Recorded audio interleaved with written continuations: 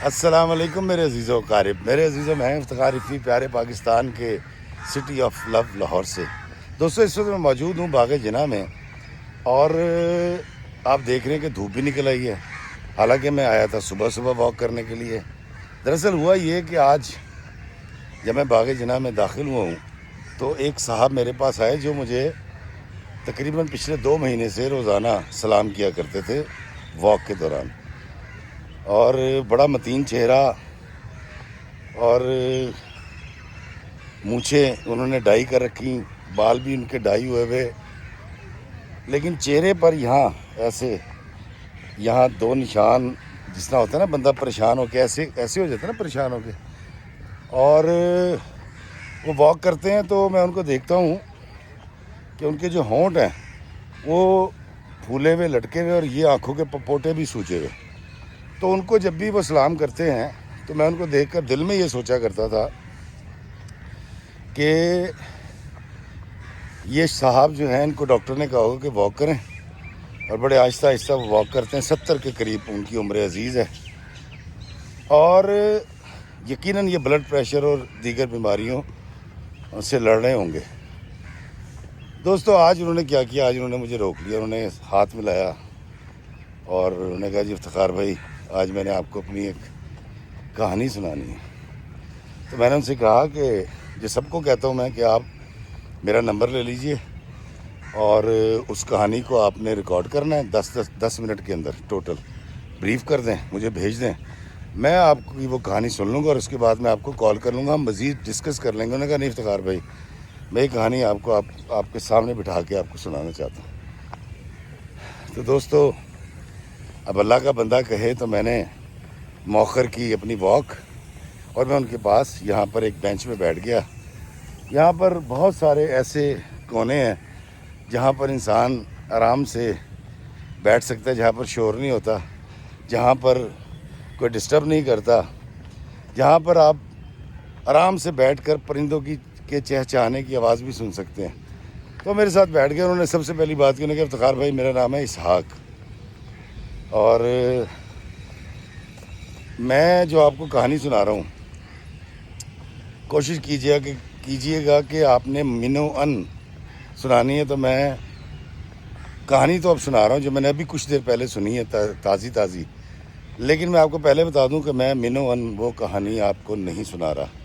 اس کی وجہ یہ ہے کہ بہت سارے ایسے اخلاقی پہلو ہوتے ہیں جن کا مجھے خیال رکھنا ہوتا ہے، جو معاشرے میں بیان کیے جانے بہتر ثابت نہیں ہوتے میرے خیال سے۔ پھر میرے اندر ایک سینسر ہے، کیونکہ میں رائٹر ہوں، میرے اندر ایک سینسر ہے، اور چونکہ میری تربیت P T V Lahore centre نے کر رکھی ہے، ڈرامہ لکھنے کی بھی، بولنے کی بھی، اور بابا جی اشفاق صاحب کی نشست میں جو سیکھا تو وہ کہا کرتے تھے کاکا ہر گل کہنے والی نہیں ہوندی، کچھ گلاں روکن والیاں بھی ہوندیاں نے۔ تو آج میں بہت ساری باتیں روک کے آپ کو کہانی سناتا ہوں۔ اسحاق صاحب کی کہانی پہ آتے ہیں۔ وہ کہتے ہیں جی افتخار بھائی میری اس حالت پہ نہ جائیں جو ظاہری ابھی آپ دیکھ رہے ہیں۔ میں ایک بدماش تھا اپنی جوانی میں، کہتا میں غنڈہ تھا، اور باقاعدہ طور پہ بھائی لوگ جس کو کہتے ہیں نا، اے بیڑو بھائی لوگ، اور وہ کہتے ہیں جی افتخار بھائی میرا بڑا دبدبہ تھا، بڑا خوف تھا، میں بلا خوف لوگوں کی تذلیل کیا کرتا تھا، ان کو گالیاں دیا کرتا تھا، اور کٹیس کرنا میرے لیے کوئی مسئلہ نہیں تھا۔ اور کہتے ہیں ان دنوں کی بات ہے جب لاہور کے اندر امتحانی مراکز کے اوپر قبضے ہوا کرتے تھے۔ میں ان دنوں کالج میں تھا، لاہور کے ہی ایک کالج کے اندر وہ پڑھتے تھے وہ صاحب، اور انہوں نے سب سے پہلے ایک امتحانی مرکز پہ قبضہ کیا تھا۔ اب دوستو ہوتا یہ تھا، امتحانی سینٹر ہوتے تھے جو ابھی بھی ہیں، جہاں میٹرک کے ایف اے کے ایگزامز ہوتے ہیں، وہاں پر ایک گروپ آگے قبضہ کر لیتا ہے۔ وہاں کا جتنا عملہ ہوتا تھا، پرانے وقتوں کی بات ہے، جو ایگزامینرز ہوتے ہیں ان تمام کو خوف زدہ کر کے اور پیسے کی لالچ دے کر ان کو خاموش کرا دیا جاتا ہے۔ اپنی مرضی کے پیسے لیے جاتے ہیں ان بچوں سے جو امتحان دیتے تھے، اور پھر ان کو پرچے کروائے جاتے تھے۔ اس کو کہتے تھے امتحانی سینٹر پہ قبضہ کرنا۔ یہ اصطلاح بڑی مشہور ہے، جو میری عمر کے لوگ ہیں وہ جانتے ہیں کیونکہ یہ صاحب تو میرے سے بھی عمر میں بڑے تھے، تو یقیناً یہ مجھ سے بھی پہلے کی بات کر رہے ہوں گے، 70s کی بات کر رہے ہوں گے۔ تو وہ صاحب اسحاق صاحب کہتے ہیں جی افتخار بھائی، اس لاہور شہر کے اندر کچھ ایسے دوست میرے بن گئے جن کا پہلے سے، جو عمر میں تو بڑے تھے لیکن ان کا یہ کام تھا۔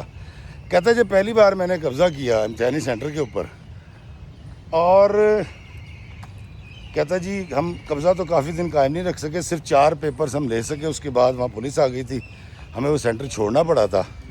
لیکن کہتا کہ اس وقت میں نے 4 دن کے اندر 2,87,000 روپے کی دہاڑی لگائی، جو صرف میرے حصے میں آئے، باقی کارندوں کو دے چکا تھا میں۔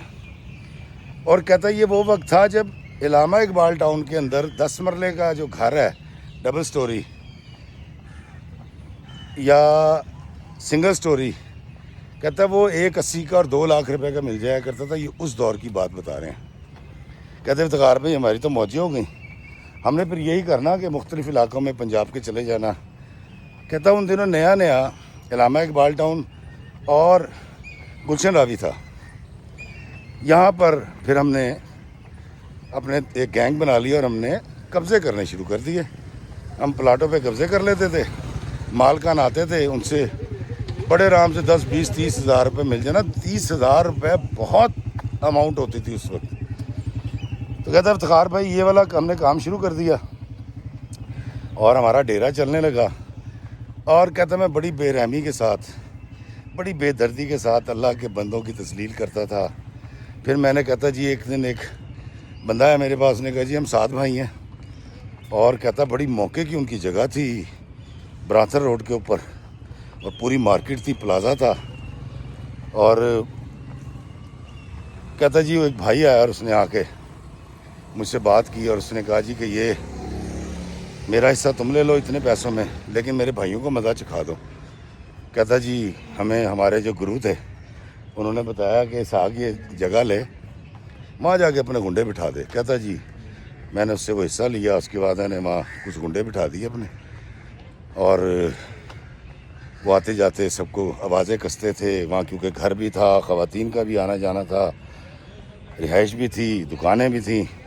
الٹیمیٹلی وہ سارا خاندان دباؤ میں آیا اور انہوں نے اونے پونے وہ سارا پلازا اور وہ سارے جس سے ملکہ گھر تھا وہ ان کو بیچ دیا۔ کہتا یہ میرا سب سے بڑا دہاڑا تھا اس دور کا۔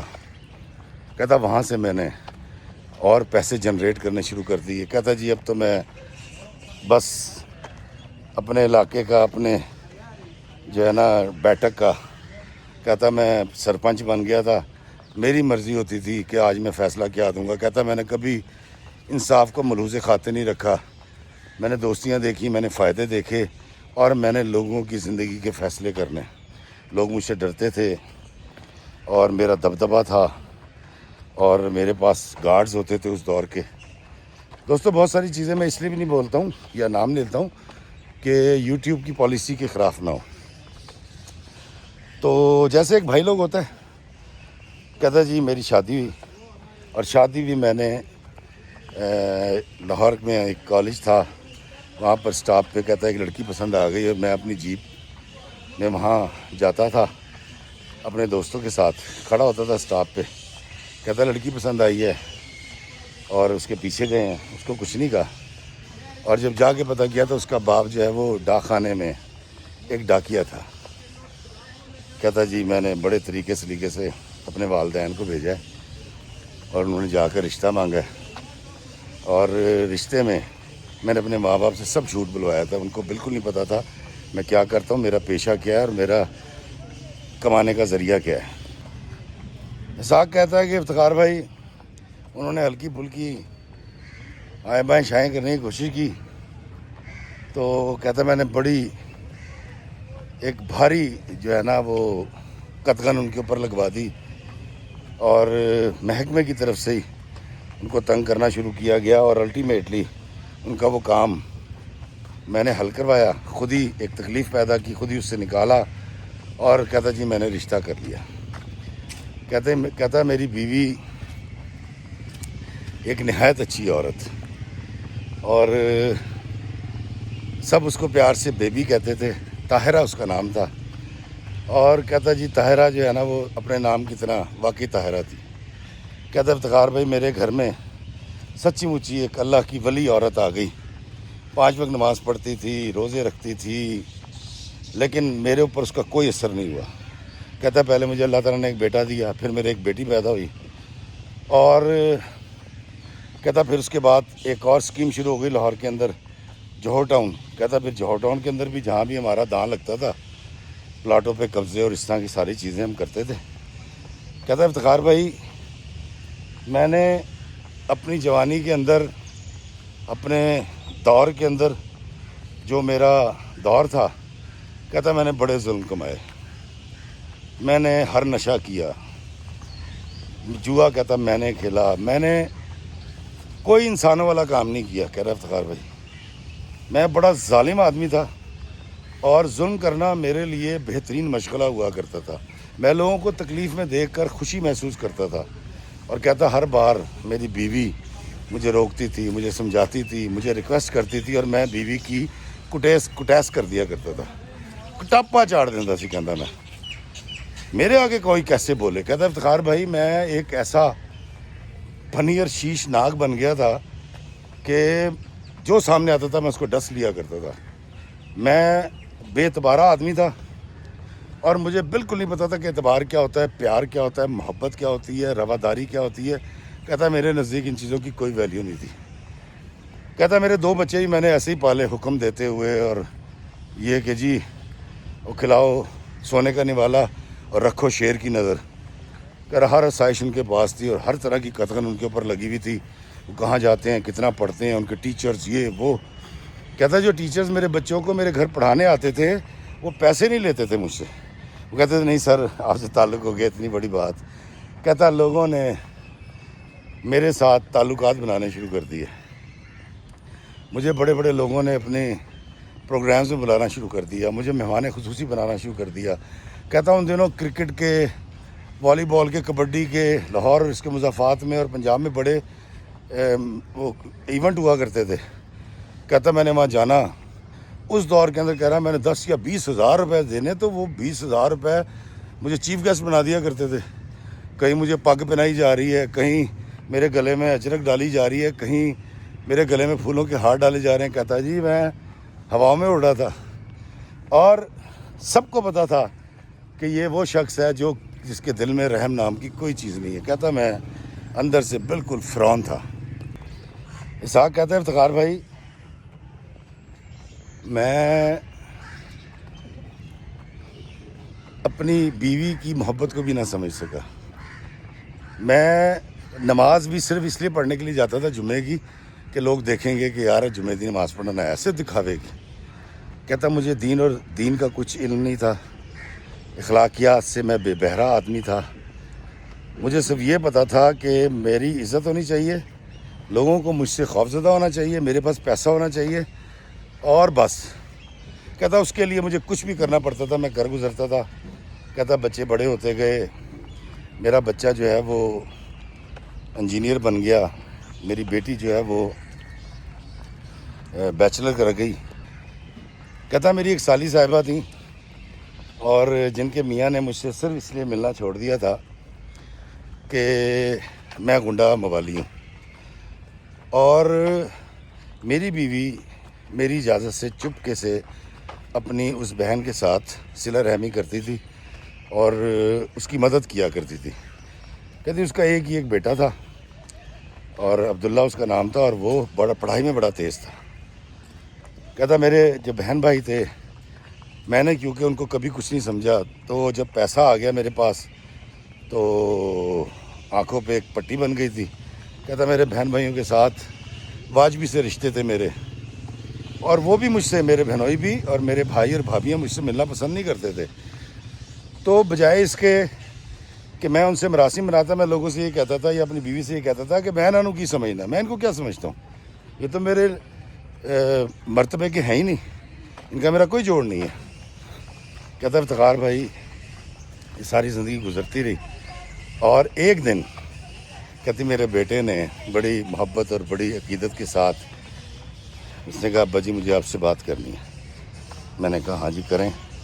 کہتا میرے بیٹے نے مجھے سامنے بیٹھا, زمین پہ بیٹھ گیا, مجھے صوفے بٹھا کے مجھے کہتا ابا جی میں جس یونیورسٹی میں پڑھا ہوں, جس کالج میں پڑھا ہوں, جس اسکول میں پڑھا ہوں, وہاں سے لے کے آج تک سنتا آیا ہوں کہ مطلب لوگوں نے بڑے طریقے سلیقے سے مجھے یہ بتانے کی کوشش کی ہے کہ اپنے باپ کو سمجھا, وہ ایک بڑا بے رحم آدمی ہے اور غنڈہ آدمی ہے, انسانوں کی تذلیل کرتا ہے, انسانوں سے محبت نہیں کرتا, حرام کماتا ہے. تو اس نے مجھے کہا کہ افتخار بھائی مطلب اسحاق صاحب نے کہا کہ افتخار بھائی میرے بیٹے نے مجھ سے ہاتھ جوڑ کے روتے ہوئے کہا کہ ابا جی جو ہو چکا, آپ دین کا راستہ اختیار کر لیں, آپ سیدھے ہو جائیں اور سیدھا راستہ اختیار کریں. میں نے کہا تجھے یہ جرت کیسے ہوئی کہ تم مجھ سے اس طرح کی بات کرے؟ گاڑیاں ہیں, بنگلے ہیں, گارڈز ہیں, زمینیں ہیں, اور تو یہ شرم نہیں آتی, تو باپ سے اس طرح کی بات کر رہا ہے.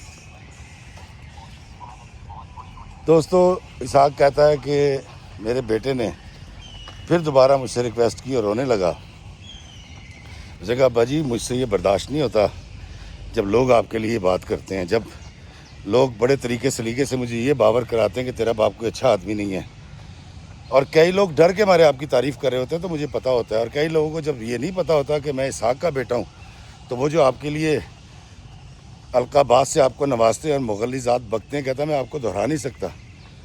تو خدارا کتنا پیسہ چاہیے, کتنے جاہو جلال, کتنا دبدبہ چاہیے, تو یہ آپ کی مہربانی, اب آپ دین کا راستہ اختیار کر لیں. کہتا میں نے اس کی بڑی بے عزتی کی اور اس کے منہ پہ کٹیس کی, اور میں نے اس کی ماں سے پوچھا آج کل کن لوگوں میں اٹھ رہا بیٹھ رہا ہے؟ تو اس نے کہا جی کہ کچھ مولوی ہیں, ایک جماعت ہے, وہ آتے ہیں اور یہ ان کے ساتھ جاتا ہے. کہتا ہے افتخار بھائی میں قسم کھا کے کہتا ہوں میں نے ان 4-5 مولویوں کو بلایا جو اس کے ذہن میں ساری باتیں ڈالتے تھے. کہتا ہے میں نے ان کو ہاتھ تو نہیں لگایا, کہتا ہے میں نے زبانی ان کی بڑی بے عزتی کی. کہتا ہے اتنی بے عزتی کی کہ میں آپ کو بتا نہیں سکتا. اور وہ اللہ والے سر جھکا کے سنتے رہے, اور جاتے انہوں نے کہا جی کہ ہم آپ کے صاحبزادے سے کوئی رابطہ نہیں رکھیں گے, ہم تو اس کو دین کی بات بتا رہے تھے, اور اگر اس نے آپ سے کوئی بات کی ہے تو اپنے تائیں کی ہے, اپنا فرض سمجھتے ہوئے وعلیکم السلام. تو ہم نے اس کو کبھی نہیں کہا کہ تم اپنے والد محترم سے کوئی بدتمیزی کرو یا ان کی اصلاح کرنے کی کوشش کرو. کہتا میں نے ان کو کہا کہ آئندہ نظر نہیں آنا. وہ چلے گئے, اور اگلے دن تقریباً 11 بجے کا وقت تھا. کہتا میرے ڈیرے پہ ناشتہ ہو رہا تھا, لوگ آئے ہوئے تھے اپنی درخواستیں لے کے. تو کہتے جی میری بیوی نے چیخو پکار کی ہے, اور میری بیٹی نے کہتا جب میں گیا ہوں کمرے میں تو انہوں نے کہا اوپر آئیں. میرے بیٹا اوپر والے پورشن میں رہتا تھا. کہتا میں اوپر گیا ہوں تو وہاں پر میرے بیٹے کی ڈیتھ ہو چکی تھی, اور یہ خاتمہ تھا جو دانستہ زندگی کا کیا گیا تھا. میں وہ لفظ اس لیے نہیں استعمال کر رہا کہ اس کے اوپر بھی قدغن آتی ہے, آپ سمجھ گئے جی. کہتا ہے افتخار بھائی زندگی میں پہلی مرتبہ مجھے ایسا لگا کہ میں بڑا بے اوقاتہ آدمی ہوں, میری کوئی عزت نہیں ہے, اور میں بڑا بے سہارا سا ہو گیا ہوں. کہتا بیٹے کی موت نے مجھے ہلا کے رکھ دیا, مجھے یقین نہیں آ رہا تھا, اور بجائے اس کے کہ میں اس کو اللہ کی طرف سے کوئی اشارہ سمجھتا. کہتا ہے افتخار بھائی میں نے یہ سوچنا شروع کر دیا کہ اگر میرا بیٹا نہیں ہے تو لوگوں کے گھر میں بیٹے کیوں ہیں.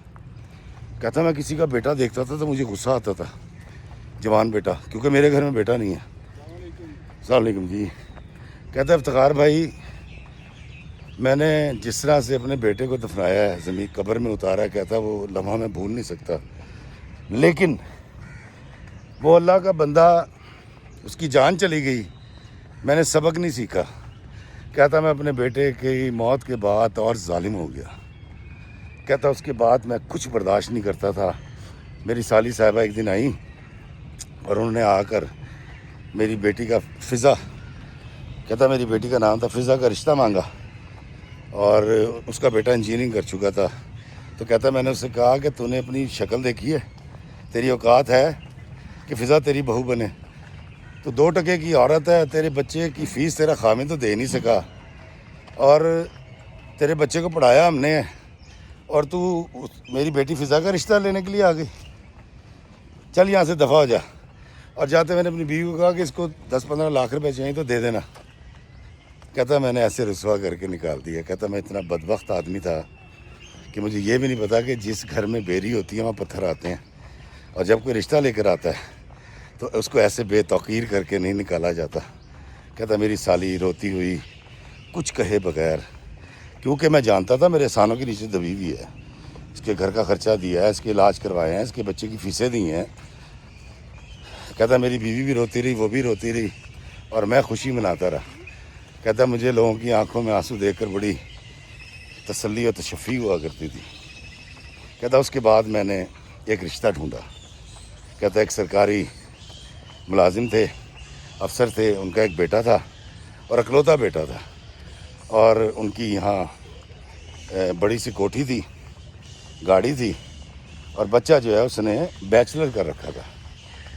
کہتا میں نے اپنی طرف سے بڑا اچھا رشتہ ڈھونڈا، اور میں نے اپنی بیٹی کی شادی کر دی۔ کہتا وہ شادی لوگوں نے دیکھی تھی کہ کس طرح دھوم دھام سے کی گئی تھی، کون کون آیا تھا، وقت کے سارے بڑے لوگ انوائٹ کیے گئے تھے، اور کچھ لوگ محبت میں آئے تھے، کچھ مجبوری میں آئے تھے، کچھ تعلقات بنانے آئے تھے، کسی کو کام تھا۔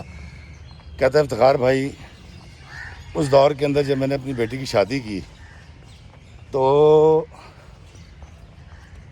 میری بیٹی کو، میرے داماد کو ایک بندے نے گاڑی بھی گفٹ کی تھی سلامی میں۔ کہتا یہ صورتحال تھی۔ کہہ رہا جی بڑی دھوم دھام سے شادی ہوئی۔ شادی ہونے کے بعد جب صبح اگلے دن ولیمے والے دن دوپہر کو میری بیوی نے مجھے آگے بتایا کہ جی فضا جو ہے نا، اس کی کال آئی تھی، اس کے شوہر نے اس کے منہ پر تھپڑ مارا۔ تو کہتا جی میں تو پاگل ہو گیا، میں کہا ہوا کیا تھا؟ کہتا اس نے کہا تھا کہ تم نے میرے کمرے کا واش روم استعمال نہیں کرنا، تم نے امی کا یا جو جنرل واش روم ہے وہ استعمال کرنا ہے۔ کہتا جی وہ کہیں فلو میں اٹھی اور اس نے صبح واش روم یوز کیا ہے، اور یہ کیا طریقہ ہے؟ کہتا جی میں تو بالکل پاگل ہو گیا، اور میں نے طے کر لیا کہ میں تو اس کو چھوڑوں گا نہیں، اس نے حرکت کیسی کی ہے؟ تو میری بیوی نے کہا کیا کریں گے؟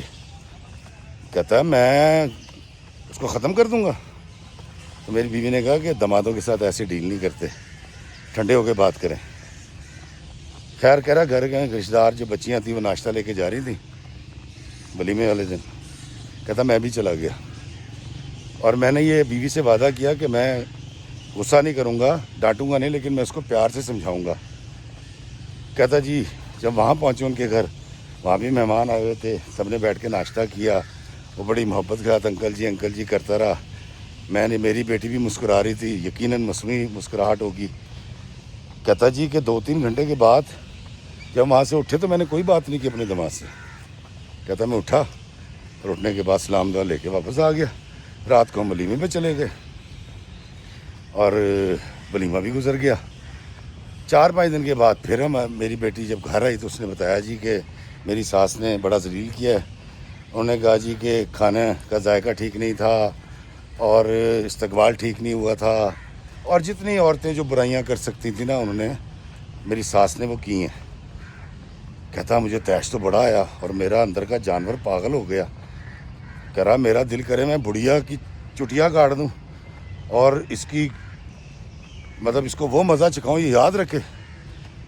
کہتا میں بڑا بڑبڑایا۔ تو کہتا جی میری بیوی نے بڑی تحمل اور اس سے کہا، انہوں نے کہا یہ جوائیوں کے ساتھ جو ہے نا طریقے سلیقے سے رہتے ہیں، اور آپ غصہ نہ کریں، آہستہ آہستہ چیزیں ٹھیک ہو جائیں گی۔ کہتا اس کے بعد میں نے جان بوجھ کے مکلاوے کے اوپر کہتا 250 لوگوں کا ارینج کیا۔ میں نے ان سے کہا تم 250 لوگ لے کر آؤ۔ مکلاوے کے اوپر کہتا میں نے دوبارہ سے ایک منی شادی کی، جس میں میں نے سونا بھی دیا، جس کے اندر میں نے سوٹ بھی دیے، جس کے اندر میں نے ان کی بڑی بے تحاشا عزت کی۔ تو کہتا وہ کچھ راضی ہوئے مکلاوے کے بعد۔ تو میری بیٹی نے میری بیوی کو بتایا کہ اب یہ لوگ بڑے راضی ہیں اور میری ساس بھی بڑی راضی ہوئی ہے۔ دوستو اسحاق کہتا ہے افتخار بھائی بیٹی پہ آنے کے بعد نا میں دوستو ہر شہر کے کچھ لفظ ہوتے ہیں، سلینگز ہوتے ہیں جو ہم بولتے ہیں، ہم لاہوریوں کے بھی ہیں۔ کہتے ہیں بڑا لاٹھی کین بنا پھرتا ہے۔ اب لاٹھی کین بنا پھرتا ہے میں ابھی نہیں بتاؤں گا، لیکن آپ اپنے بڑوں سے یا ان لوگوں سے جو لاہور کے ان سے پوچھیے گا کہ لاٹھی کین کا کیا مطلب ہے۔ تو کہتا جی کہ میں مطلب وہ جملہ میں بولنے لگا ہوں کہ کہتا جی کہ میری کمر ٹوٹ گئی اور میری ساری ترم خانی مجھے صفر ہوتی نظر آئی۔ ترم خان بنا پھرتا تھا۔ کہتا ہے افتخار بھائی میرے اندر کا جانور مجھے کہہ رہا ہے کہ اس پوری فیملی کا صفایا کر دے اور بیٹی کو اپنے گھر لے آ۔ اور میری بیوی مجھے جو کہتی ہے وہ کہتی ہے کہ ہم نے طریقے سلیقے سے کرنا ہے، بیٹیوں کے گھر ایسے غصے کے ساتھ لڑائی جھگڑے کے ساتھ نہیں بستے۔ اور چونکہ وہ سرکاری افسر کی ساری جو کمائی تھی وہ 2 نمبر کی تھی، تو اس کے بیٹے کو کیا پتا کہ انسانوں کی عزت کیا ہوتی ہے۔ نہ اس نے پیسے کمائے، نہ جس گاڑی میں وہ گھومتا ہے وہ گاڑی کے لیے اس نے محنت کی، نہ وہ راتوں کو جاگا، نہ اس نے ڈبل شفٹ کام کیا، تو اس کو کسی کی بھی عزت کا پاس نہیں تھا۔ اس کو میری بیٹی کی بھی کوئی قدر نہیں تھی۔ میرے سامنے کچھ نہیں کہتا تھا، میری بیوی کے ساتھ بدتمیزی نہیں کرتا تھا۔ بیٹی آ کے ہمیشہ بتاتی تھی کہ آج اس نے ایسے کیا، آج اس نے ویسے کیا۔ کہتا افتخار بھائی اسی اثناء کے اندر ایک بیٹی پیدا ہوئی۔ میری بیٹی کی میں نے بڑے جشن منائے اور میرے داماد نے اور اس کی ماں نے بڑے فضیلے کیے۔ انہوں نے کہا جی کہ پتنی 50 یا 70 سال کے بعد ہمارے خاندان میں کسی بہو نے بیٹی کو جنم دیا، نہیں تو ہمیشہ پہلا بیٹا ہوتا ہے اس کے بعد بیٹیاں ہوتی ہیں۔ وہ طریقے سلیقے سے کوئی نہ کوئی ایک ایسی بات کرتے تھے، کہتا مجھے ایسا لگتا تھا کہ میں کبا ہوتا جا رہا ہوں، جھکتا جا رہا ہوں۔ وہ جو تنتنا تھا، وہ جو دبدبا تھا، وہ زوال پذیر ہونا شروع ہو گیا۔ ایک تھی دی ہوئے نا، کہتا میری اونچی جو مونچھیں تھی ایسے، اور جو اونچا شملہ تھا یہ صرف ظاہری طور پہ تھا۔ شملے کا جو ترا ہے وہ مڑنا شروع ہو گیا تھا اور مونچھیں جو ہیں وہ ایسے کر کے نیچے کی طرف آنی شروع ہو گئی تھی۔ کہتا ایک بیٹا میں گوا چکا تھا، بیٹی کے ساتھ یہ والا جو ظلم ہو رہا تھا مجھے سمجھ نہیں آ رہی تھی کہ میرے ساتھ کیا ہو رہا ہے۔ کہہ رہا افتخار بھائی میں بالکل ایک ایسا انسان ہوتا چلا گیا جو میں کبھی تھا نہیں۔ مطلب جس بات کے اوپر میں تھپڑ مار دیا کرتا تھا یا جس بات کے اوپر میں سیخ پا ہو جایا کرتا تھا، وہ چیزیں میرے سامنے ہو رہی تھی اور میرے اندر کہیں برداشت آتی جا رہی تھی۔ بامر مجبوری بیٹی کا گھر بسا رہے۔ کہتا پھر دوسری بیٹی پیدا ہوئی، اس کے اوپر اور واویلا مچائی ان لوگوں نے۔ انہیں کہا جی کہ ہمارے گھر میں بیٹیوں کے ڈھیر لگا دیے اس بغیرت نے۔ اور اس کے بعد اتفاق سے جو میرے سمدھی تھے، کہتا ان کی ڈیتھ ہو گئی ڈیورنگ دا جاب۔ اب جو ان کے گھر میں اس وقت جتنے بھی اوپر کی کمائی آتی تھی وہ بند ہو گئی۔ کرتے میری بیٹی نے بتانا شروع کیا جی کہ پیسے ختم ہو گئے۔ 7 مہینے کے بعد اس نے کہا جی کہ انہوں نے فلاں پلاٹ بیچ دیا۔ 2 سال کے بعد اس نے کہا جی کہ فلاں گاڑی اور فلاں کوٹھی بھی بیچ دی۔ اور 3 سال کے بعد میری بیٹی میرے پاس آ گئی۔ دوستوں میں شارٹ کر رہا ہوں کیونکہ حرام کی کمائی جیسے آتی ہے پھر جاتی بھی ایسی ہی ہے، کیونکہ حرام کی کمائی سے آپ کوئی بزنس بھی کریں گے نا تو انشاءاللہ تعالیٰ اللہ اس میں برکت نہیں دیتا۔ تو حرام کی کمائی کی ویسے بھی، کیونکہ وہ کہتے ہیں نا کہ چوری دا کپڑا تے ڈانگاں دے گز، تو حرام جب آتا ہے تو پھر اس کو اڑایا بھی ویسے ہی جاتا ہے۔ کہتے 3 سال کے بعد میری بیٹی مجھ سے ہر 3-4 مہینے کے بعد 4 سے 5 لاکھ روپے لے جاتی تھی اور پھر وہ 2-3 مہینے کے بعد آ جاتی تھی پیسے لینے کے لیے۔ کہتا پھر میں نے کوشش یہ کی کہ میں اس کو کوئی کاروبار کرواؤں۔ اس کو میں نے بٹھایا، اپنے داماد کو سمجھایا بجھایا اور بڑے طریقے سے۔ کہتا میری زندگی میں صرف ایک داماد تھا جس کے ساتھ میں بڑا ٹھنڈا ہو کے، بڑا آئسولیٹ ہو کے اور بڑا مدبر بن کے بات کرتا تھا۔ کہتا میں اس کو گریبان پکڑ کے جھنجھوڑ کے اس کے منہ پہ کٹیس کر کے اس کو ہوش دلانا چاہتا تھا کہ ہوش کر رہے تو جانتا ہے میں کون ہوں اور تو کس کی بیٹی کے ساتھ کیا ظلم کر رہا ہے. کہتا ایک دفعہ بھی نہیں کہہ سکا افتخار بھائی. کہتا ساری رات سوچتا تھا کہ کل میں ایسے کر دوں گا, اور اگلے دن جب وہ سامنے آتا تھا اور بیٹی کا چہرہ سامنے آتا تھا اور اس کے بچوں کے اوپر نظر پڑتی تھی, کہتا ساکھ صاحب ٹھس ہو جاتے تھے. کہتا وہ شی جڈا جوان, اس کی باتیں, اس کے دبدبے, کہتا سب صفر ہونا شروع ہو گئے, ماند ہونا شروع ہو گئے. کہتا بلی بن گیا, بلی کا بچہ بن گیا میں اپنے داماد کے آگے. وہ پیسے مانگتا رہا, میں دیتا رہا, وہ پیسے مانگتا رہا, میں دیتا رہا. پھر اس نے ایک دو گل کھلائے, بڑے ڈاڈے کہتا کیس ہوئے اس کے اوپر, اور باقی جو میرے پاس بچا کچھا حرام کی کمائی تھی اس کے کیسوں پہ لگ گئے اس کی جان بچانے کے لیے. اور پھر ایک وقت ایسا آیا کہ اس نے پھر ایک ایسی واردات کی جس واردات کے اندر اس کو مطلب میں نہیں بچا سکتا تھا, یا میرے پاس پیسے نہیں تھے, میرے پاس سورسز نہیں رہے تھے. کیونکہ کہتا جی میری جو بدماشی والا کاروبار تھا وہ تو بالکل مدھم ہو چکا تھا, کیونکہ میرا تو دماغ ہی کام نہیں کرتا تھا, اور میری جگہ کئی اور بدماش پیدا ہو گئے تھے جو اب سارے وہ کاروائیاں ڈال رہے تھے لاہور کے اندر جو میں ڈالا کرتا تھا بحیثیت بھائی لوگ کے. تو میں صرف پھنس کے رہ گیا تھا اپنی بیٹی اور اپنے داماد کے اندر. کہتا جی میں ہر وقت انہی چیزوں کو ریزالو کرنے میں لگا رہتا تھا, شاید کہتا اللہ یہی چاہتا تھا. اور کہتا جی میں کرتے کرتے کرتے کرتے ایک وقت آیا کہ میرے پاس اتنے پیسے بھی نہیں رہے کہ میں اپنے داماد کی ضمانت کرا سکتا یا اس کا کیس لڑ سکتا. کہتا جی میں نے اس وقت کئی لوگوں سے بات کی اور تھوڑا سا ڈیلے ہو گیا. کہتا میں نے خیر داماد کو نکلوا لیا. جب نکلوایا تو اس نے یہ کہہ کر کہ تیرے باپ نے جان بوجھ کے مجھے سال اندر رکھا ہے, یہ طاقتور آدمی تھا, یہ مجھے چھڑوا سکتا تھا اور اس نے چھڑوایا نہیں, اور میری بڑی بےزتی ہوئی ہے, اور اس نے میری بیٹی کو طلاق دے دی. کہہ رہا افتخار بھائی جب اس نے طلاق دی ہے اور میری بیٹی نے آ کے مجھے بتایا ہے تو مجھے تو شدید تیش آیا کہ یہ شخص, ایک شخص میرا خون بھی نہیں چھوڑ گیا, میری دولت بھی لے گیا, میرا دبدبا, میرا تنتنا, میری دہشت ساری ختم ہو گئی اس کے پیچھے, اور آج اس نے میری بیٹی کو طلاق دے دی. کہتا جی اب میں چابی مانگوں اسلحہ خانے کی, اور میری بیوی کہہ جی چابی تو نہیں ہے. کہتی میری بیٹی اور میری جو سالی صاحبہ اور یہ سب میرے پیر پکڑ لیے انہوں نے, اور میری بیوی نے مجھے کہا کہ طلاقیں اگر ہوں تو لوگ داماد کو اگر قتل کرنا شروع کر دیں تو یہاں تو کوئی مرد بچے ہی نا, اور یہ جو طلاق ہوئی ہے یہ تمہاری وجہ سے ہوئی ہے, تمہارا بھی پیسہ ناجائز, اس کے گھر کا پیسہ بھی ناجائز, اور اللہ تعالیٰ نے تمہیں سزا دی ہے. پہلے اللہ نے تم سے تمہارا بیٹا چھینا, اور آج اس نے تمہاری بیٹی کی مانگ اجاڑ دی, 2 بچے لے کر وہ تمہارے گھر آ گئے, اور یہ سب تمہاری وجہ سے ہوا ہے ساکھ. اور تم ایک بے شرم آدمی ہو, ساری زندگی میں تمہیں ادب کے ساتھ, احترام کے ساتھ, اخلاقیات کے دائرے میں رہتے ہوئے سمجھاتی رہی, لیکن تمہیں سمجھ نہیں آئی. آج سب کچھ اجاڑ دیا تم نے, سڑک پر آ گئے ہو, عزت بھی گئی, توقیر بھی گئی, پیسہ بھی گیا, ہر چیز چلی گئی, اور ابھی بھی تم ایک غلط فیصلہ کرنے کے لیے جا رہے ہو کہ تم بندوق اٹھاؤ گے اور جا کے کسی کی جان لے لو گے.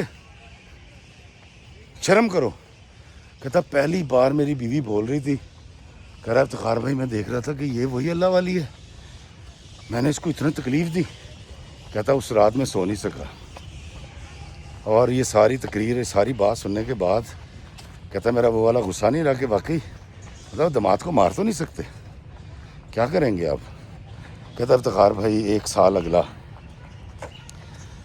میں اپنے کمرے میں قید ہو گیا تھا, میری بیٹی میری کیئر کرتی تھی, میری بیوی, اور میں کہیں نہیں جاتا تھا. کہتا اس 1 سال کے اندر مجھے شوگر ہوئی, میں ہارٹ پیشنٹ ہوا, مجھے بلڈ پریشر میرا ہائی ہوا, اور کہتا جی کہ میرا بائی پاس ہوا. دوستو اسحاق کہتا ہے افتخار بھائی میری زندگی عذاب ہو گئی تھی, بالکل ویسی جیسے میں لوگوں کی زندگی عذاب کیا کرتا تھا جب مجھ میں طاقت تھی, مجھ میں جوانی تھی اور میں بھائی لوگ تھا. کہتا مجھے ساری بیماریاں ہو گئیں، اور ایک دن امریکہ سے میری سالی صاحبہ کا بیٹا آ گیا. کہتا اس نے اب تک شادی نہیں کی تھی. وہ آیا اور آ کے اس نے اپنی والدہ کو دوبارہ بھیجا میرے پاس، میری سالی صاحبہ کو، میری بیٹی کا رشتہ لینے کے لیے. کہتا میرے پاس کہتا کوئی راستہ نہیں تھا ماسوا اس کے کہ میں ہاں کر دیتا کہ وہ اس کی 2 بیٹیوں کو بھی اپنائے گا اور ایک طلاق یافتہ سے شادی کرنے کے لیے تیار ہو گیا. میرا بوجھ اٹھانے کے لیے، میرا ہاتھ بٹانے کے لیے تیار ہو گیا. کہتا میں نے ہاں کر دی. کہتا میری بیٹی کی شادی ہو گئی، اور شادی ہونے کے بعد کہتا جی وہ امریکہ چلی گئی ہے. اور کہتا میں اتنا ظالم ہوں، مجھے اب آگے پتہ لگا، میری بیوی نے مجھے بتایا کہ تمہیں پتہ ہے کہ تمہاری بیٹی اپنی خالہ زاد کزن کے ساتھ محبت کرتی تھی. ان دونوں نے ساتھ رہنے، ساتھ جینے کی قسمیں کھا رکھی تھی، اور میں تمہیں اشارتاً کہتی بھی رہی، لیکن تم نے یہ کہہ کر کہ یہ غریب لوگ ہیں، ان کو ہم نے پالا ہے، ان کو روٹی اور ٹکڑے ہم ڈالتے رہے ہیں، تم نے اس بچے کا رشتہ ٹھکرا دیا تھا جو کہ انجینئر تھا، ہمارا خاندان کا بچہ تھا. آج دیکھو اس بچے نے تمہاری تکلیف کو رفع کیا ہے، اور وہ تم سے وہ بوجھ اتار کر لے گیا جو شاید تمہاری بڑی جلدی جان لے لیتا. تم جان بلبتے، تم روتے تھے، دعائیں مانگتے تھے کہ یا اللہ میری بیٹی کے لیے کوئی اچھا سبب پیدا کر دے. کہتا ہے افتخار بھائی جب مجھے یہ پتہ لگا، کہتا میں بڑا رویا، اور اتنا رویا، کہتا زندگی کے اندر پہلی بار میں نے چیخیں مار کے، دھاڑے مار کے کہتا میں رویا ہوں. اور کہتا میں نے اپنے اللہ سے معافی مانگی. کہتا ہے افتخار بھائی جب میری بیٹی بیاہ کر امریکہ گئی ہے تو اس کے بعد میں اس مکان میں تھا جو میرے باپ کا تھا، آبائی گھر. میں اس موٹر سائیکل پہ تھا، چلتی تو نہیں تھی لیکن میرے گھر میں کھڑی تھی جو میرے باپ کی تھی. کہتا میرے پاس نہ عزت رہی، نہ دبدبہ رہا، نہ میری کوئی توقیر بچی، نہ جوانی رہی، اور نہ وہ حرام کا پیسہ رہا جو میں لوگوں کو سے بٹورتا رہا اور ان کے دل توڑتا رہا، بدماشی کرتا رہا. کہتا میرے پاس کچھ بھی نہیں بچا. کہتا اب صدمہ ہے میرے بیٹے کا جو کاندھے پہ لاد کے کہتا پھرتا ہوں. صرف ایک خوشی ہوتی ہے کہ میری بیٹی جو ہے وہ اپنے گھر میں راضی خوشی رہ رہی ہے اور خوش ہے. کہتا ہے بدماشی لائن میں، کہتا ہے ایک میرا استاد ہوا کرتا تھا، خلیفہ نذیر اس کو کہتے تھے. کہتا ہے خلیفہ نذیر کہتا تھا کہ اسحاق دعا کریں ہر طرح کا غم مل جائے، اولاد کا غم نہ ملے، اور خاص طور پہ جوان پتر کا جنازہ اٹھانا نہ پڑے کسی کو، اور کسی کی دھی کو طلاق نہ ہو. کہتا دھییں ہم نے اجڑتی دیکھی ہیں، بڑے بڑے بدماش، بڑے بڑے سورما، بڑے بڑے تگڑے لوگ، بڑے بڑے بھائی لوگ، بڑے بڑے صابر لوگ، کہتا ان کے صبر جواب دے جاتے ہیں، شکوے پہ اتر آتے ہیں. بڑے بڑے بدماشوں کی کمریں ٹیڑھی ہو گئیں، بڑے بڑے فرعون جو ہیں وہ جھک گئے، صرف کیا ہے دماد غلط لپ گیا. اسحاق کہتا میرے ساتھ بھی یہ ہوا. دوستو یہ سنانے کے بعد اسحاق رو پڑا، اور اتنا رویا کہ کچھ فاصلے پر کچھ لوگ جمع ہو گئے. میں اس کو تسلی دیتا رہا، تشفی کراتا رہا، اسحاق کے آنسو پوچھتا رہا، لیکن اسحاق کسی صورت خاموش نہیں ہو رہا تھا. اور یہ جو اتنی ساری دھوپ ہوئی ہے، اسحاق کی کہانی ابھی تازی سنی، ابھی تازی آپ کو سنا دی. اسحاق جاتے ہوئے مجھے صرف اتنا کہہ کر گیا کہ افتخار بھائی مجھے نہیں پتا میں کتنے عرصے اور زندہ رہوں گا، لیکن آپ نے یہ کہانی سنانے کے بعد 2-3 باتیں کرنی ہیں لوگوں سے، اپنے دیکھنے والوں سے. کہتا پہلی یہ کہ اللہ تعالیٰ رازق ہے، کبھی اللیگل غلط طریقے سے، ناجائز طریقے سے، رشوت کے ذریعے یا کسی کا حق مار کے کبھی رزق مت کماؤ، اے بچدا نہیں گا. اور کہتا ہے جب یہ حرام جاتا ہے، آتا تو ہے، جب یہ جاتا ہے تو پھر آپ کے ساتھ سود کے طور پر آپ کی جوانی، آپ کی عزت، آپ کی توقیر، آپ کے گھر کی خوشیاں تک لے جاتا ہے. کہتا ہے جیسے میرے ساتھ ہوا، ساکھے کے ساتھ ہوا. دوسری بات اس نے کی، اس نے کہا افتخار بھائی میں گزارش کروں گا ان لوگوں سے جو کسی کی بیٹی کو تکلیف دیتے ہیں کہ خدا کا واسطہ ہے میرے جیسا کڑیل، میرے جیسا تگڑا، میرے جیسا کم سوچنے والا، میرے جیسا ظالم آدمی، میرے جیسا ایک طاقتور آدمی جو اپنے آپ کو بڑا طاقتور اور سورما سمجھتا تھا، اگر وہ جا پہ ہے، ڈگ پہ ہے، گر گیا ہے تو کیا حال ہوتا ہوگا شریف آدمی کا جس کی بیٹی پر ہم ظلم کرتے ہیں۔ چھوٹی چھوٹی باتیں ہوتی ہیں جو ہم گھر برباد کر لیتے ہیں، اپنی بیویوں کو تانے دیتے ہیں۔ آج صبح بھی آتے ہوئے میں اپنی بیگم سے ایک بات کر رہا تھا، جب میں واک کے لیے آنے لگا، میں کہا بیگم میں قسم کھا کے کہتا ہوں، آپ کو صرف اتنا کہنا شروع کر دوں نا کہ بیگم کھانے سے پہلے ہاتھ دھو لینا، بیگم کھانے سے پہلے ہاتھ دھو لینا، کھانا پکانے سے پہلے ہاتھ دھو لینا، بیگم روٹی گوندنے سے، آٹا گوندنے سے پہلے ہاتھ دھو لینا۔ میں کہا بیگم بہت زیادہ نہیں، 3 مہینے کے اندر نا تجھے کینسر ہو جائے گا، صرف اسی بات کے اوپر کہ یار میرا میاں مجھے اتنا گندا سمجھتا ہے کہ جب آتا ہے کہتا ہے جی ہاتھ دھو لو، میں کوئی اتنی گندی ہوں؟ مجھے عقل نہیں ہے، میں پڑھی لکھی نہیں ہوں۔ اپنی بیویوں کے اوپر رحم کیا کریں، محبت سے بات کیا کریں، وہ کسی کی بیٹی ہیں۔ اور میں ہمیشہ یہ اعتراف کرتا ہوں، میں یہ سمجھتا ہوں جس نے مجھے رشتہ دیا تھا وہ بڑا ہے، میں چھوٹا ہوں، اور میں ہمیشہ اپنے ساس سسر کا شکریہ ادا کرتا رہتا ہوں، اور آج بھی اس ویڈیو کے ذریعے میں اپنے ساس اور سسر کا شکریہ ادا کروں گا کہ آپ کی بڑی مہربانی، آپ نے مجھ جیسے ناچیز کم ترین کو اپنی بیٹی کا رشتہ دیا، عزت سے نوازا۔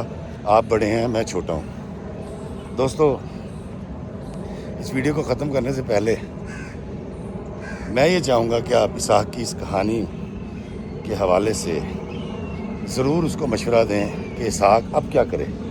اب تو وہ کنگال بھی ہو چکا ہے، اللہ کے نام پہ بھی نہیں دے سکتا، اور اب تو بوڑھا بھی ہو چکا ہے، اب تو اس کو 36 بیماریاں بھی ہو چکی ہیں۔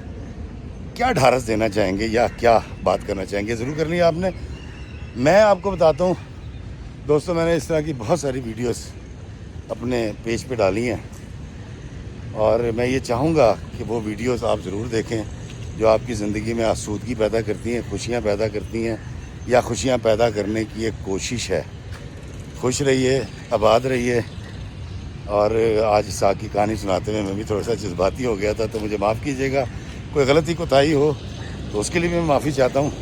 مجھے دیجیے اجازت اس دعا کے ساتھ کہ اللہ ہمیں آسانیاں عطا فرمائے اور آسانیاں تقسیم کرنے کا شرف عطا فرمائے، آمین۔ السلام علیکم ورحمۃ اللہ وبرکاتہ۔